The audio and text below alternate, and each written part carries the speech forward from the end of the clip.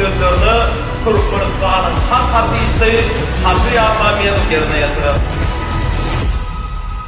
Türkmenistan'ın halk artisti Hacı Yazmamedov'un adından hem de öz adımdan yaşlımıza oğudan aydım yazdık.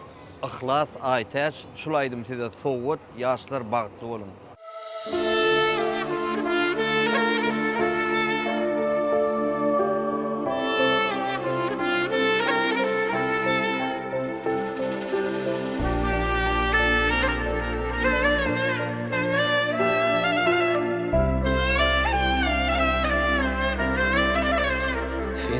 Sen gül, men bilbil, seni gözle uçup sen yanına geldim. Sen görkünü mayıl bolup, kaşında sayrar oldum.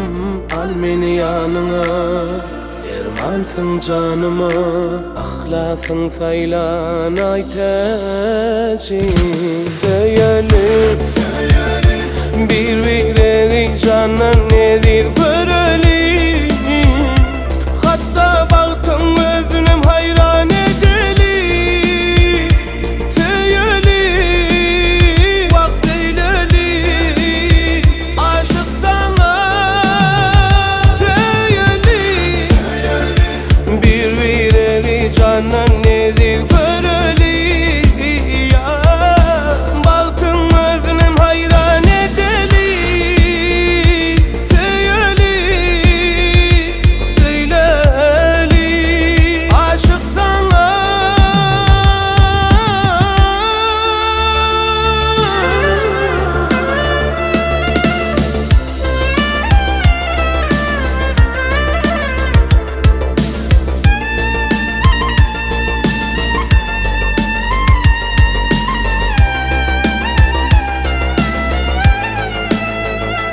Altım ol, gelinim ol, bu dünyada kimin arzum şol. Yaşali biz bilece, seyci günlerde. Al men yanına, dermansın canıma, ahlasın saylan aytacı. Söyle, bir